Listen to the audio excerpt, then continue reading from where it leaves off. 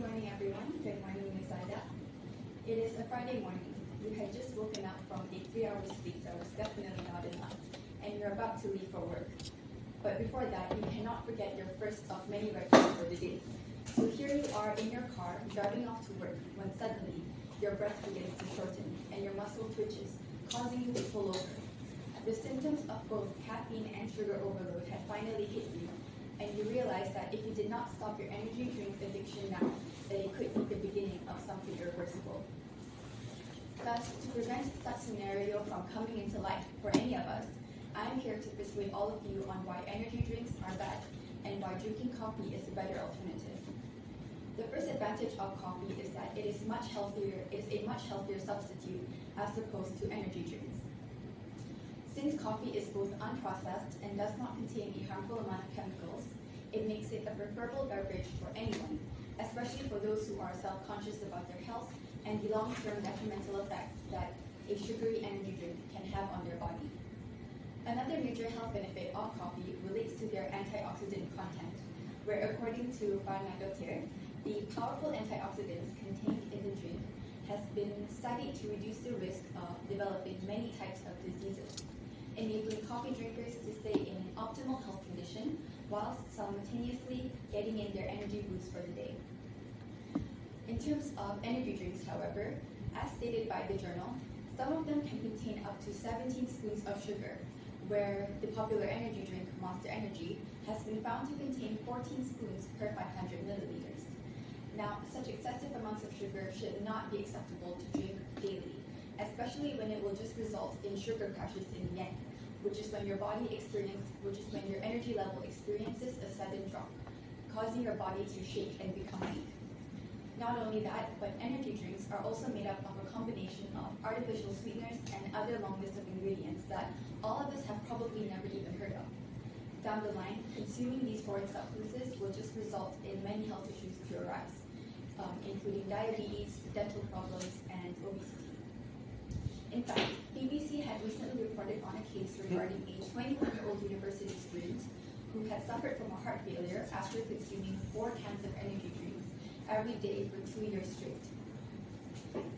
Hence, that is why people, especially young adults, who are usually the largest users of energy drinks, should be more educated about the adverse effects that these beverages can have on them.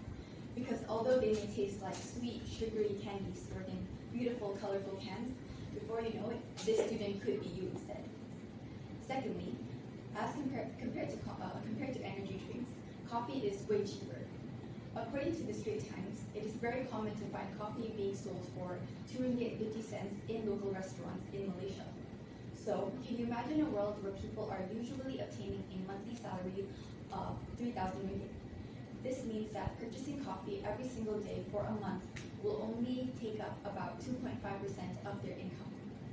Alternatively, they may also purchase a jar of coffee beans to make their own drink at home instead, and that itself can last for up to a month depending on the frequency of use, eliminating the need of having to spend money on a quick pick-me-up every single day. On the other hand, through my own research, I found that energy drinks are normally being priced at a minimum of 4 ringgit in stores, with the popular ones such as Red Bull and Monster Energy being sold for up to double that price.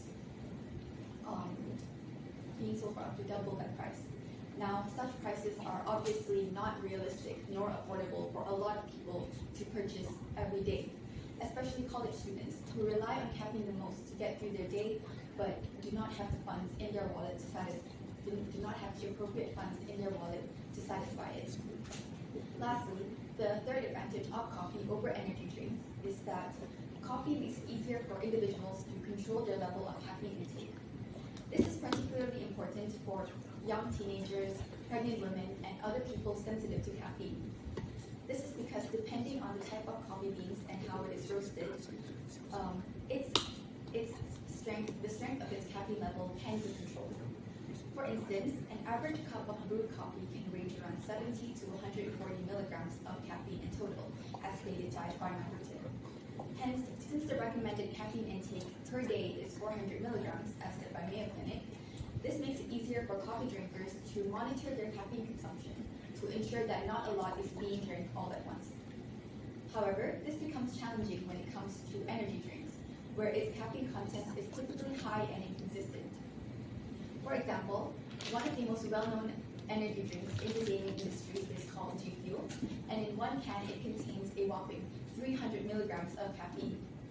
This is almost triple the amount of caffeine as compared to coffee, and it is truly alarming that a single small can is able to take up 75% of the recommended caffeine intake with a snap of a finger.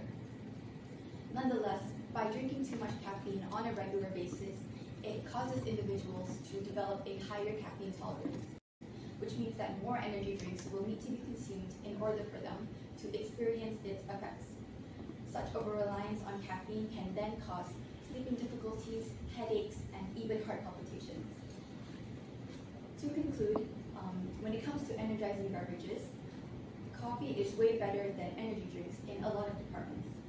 Not only is it healthier and more affordable, but it also allows people to monitor their caffeine intake, to monitor their level of caffeine intake, to prevent them from over-consuming it. Ultimately, we should not be damaging our health or our wallet, all for the sake of staying awake during class or to get through a boring meeting. Therefore, let us all be mindful of the things that we are putting in our body and choose healthier options, like coffee, which is healthy, which is natural and offers greater benefits. In the end, remember to not put yourself at risk over a can of caffeinated sugar, and instead, take actions to improve your health now before it is too late. With all that being said, let us all take on the world with a cup of coffee together. That is all for me. Thank you. Okay, my question to you, you were saying that definitely we can control our caffeine we can control our caffeine intake, okay, through coffee compared to energy drink. Through your reading and research, what type of coffee bean would have the lowest caffeine percentage? I'm not sure of the type of coffee beans, but I think depending on how you brew it specifically, you can control it. So for example, like an average cup of brewed coffee, like I said, can range around 70 to 140. So it depends on how long you roast it or how long you brew it, not necessarily the coffee beans